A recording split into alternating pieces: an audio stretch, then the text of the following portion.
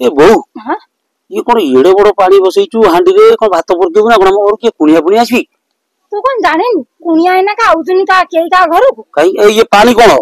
ये पानी गरम पानी फुटाई के पीबो है गरम पानी गोटा फुटाई के पीबो जेंति के कथा ता को जो खरा बलिया मेघुआ करा होची ठंडा पानी पीले शांति मिलियो ना ये गरम पानी रो कोन मिलियो कइलु जमा जान ना जो डायरिया सब घरे घरे बाटुची सेई सासा गरम पानी फुटाई के ठंडा करके पीबो समस्त ओ ये डायरिया पई गोटा नुवा उपाय माने तोर हां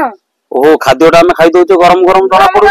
आ तेनु पानीटा सिजा पानीटा पीबो ओहो पानीटा जो ठंडा पानी काले जीवाणु विवाणु जाई कि डायरिया सेई जगह से बेसी हे जाउछ वर्तमान मारी जेलाई हो ना हां अच्छा अच्छा तू गोटा बढ़िया जिनस मते कहलु अच्छा हम ए वीडियो जो देखुचोदी तांको केमिति कहबा जय जगन्नाथ नमस्कार आपण माने ए वीडियोटी देखुचंती किंतु पानीटी गरम करके ठंडा करके पियंतु हां आपण काई की एटा कुआउची ना